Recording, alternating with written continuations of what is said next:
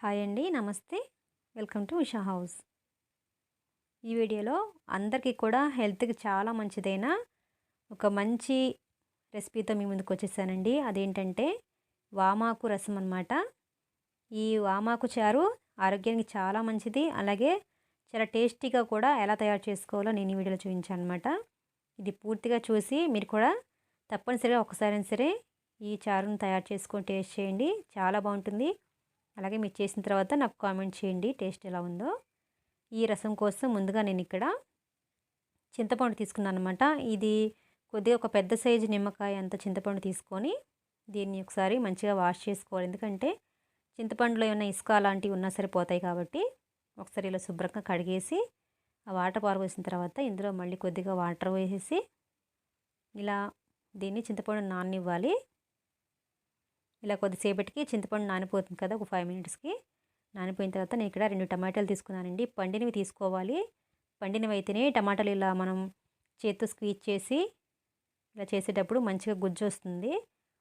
ఇలా ఈ 2 టమాటాలను కూడా ఇలా చక్కగా చేత్తో మంచిగా ఇలా స్క్వీజ్ చేసి ఇందులో ఉన్న రసం అంతా తీయాలన్నమాట. ఇలా చింతపండు టమాటాలు 2 కూడా ఇలా బాగా పిసికిస్తే ఇందులోంచి రసం వస్తుంది. మనం డైరెక్ట్గా చారులో వేస్తే ఇలా తొక్కులుగా ఉంటుంది కదా, అలా లేకుండా ఇలా చక్కగా ఇందులో రసం వరకు మాత్రమే తీసేసుకుంటే పిల్లలు కూడా మంచిగా తినడానికి ఇష్టపడతారనమాట. ఇలా ఇందులో రసం అంతా తీసిన తర్వాత మళ్ళీ ఒక 2 టైమ్స్ ఇందులో వాటర్ పోసి మళ్ళీ ఇలా మంచిగా స్క్వీజ్ చేసి ఇందులో రసం అంతా కూడా ఈ బౌల్లో తీసేసుకోవాలి.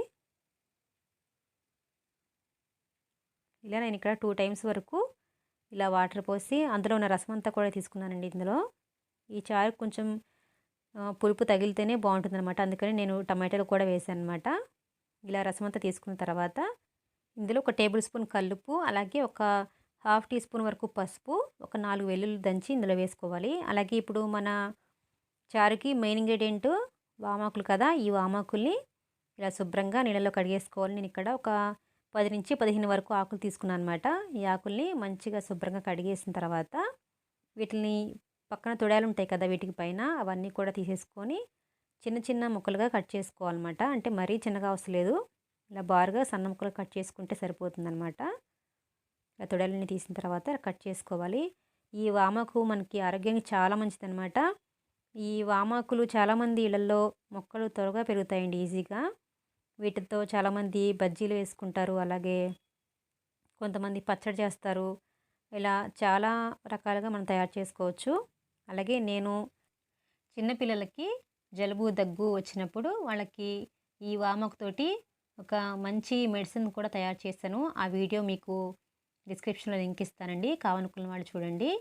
ఇలా వామాకులను కట్ చేసిన తర్వాత ఇందులో వేసుకోవాలన్నమాట. ఈ రసంలో వేసేసుకొని ఇప్పుడు స్టవ్ ఆన్ చేసి ఈ రసాన్ని మరిగించుకోవాలి.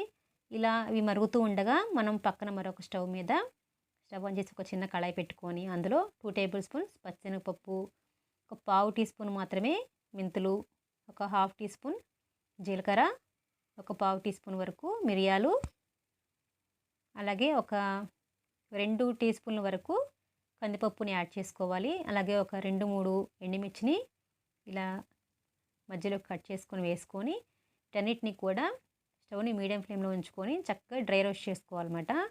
ఇందులో మీరు కావాలనుకుంటే ఒక టేబుల్ స్పూన్ ధనియాలు కూడా యాడ్ చేసుకోవచ్చండి.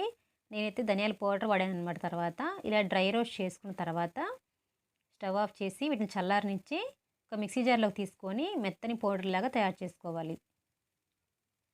ఇలా పౌడర్ తయారు చేసుకున్న తర్వాత ఇక ఒక పక్కన చారు మరుగుతూ ఉన్నాయి కదా, అలా మరిగేటప్పుడు ఈ పౌడర్ అంతా కూడా ఈ రసంలో వేసేసుకొని కలిపేసుకోవాలి.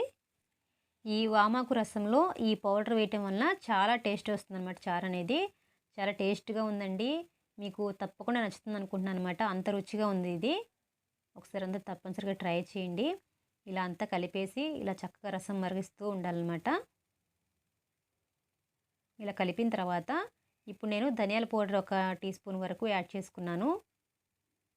ధనియాల పౌడర్ వేయటం వల్ల కూడా చారు మంచి టేస్ట్ వస్తాయి అన్నమాట. ఇలా బాగా మరగనివ్వాలి. రసం మరిగితేనే మనకి టేస్ట్ ఉంటుందండి. మరగకుండా స్టవ్ ఆఫ్ చేస్తే అంత టేస్ట్ ఉండదన్నమాట.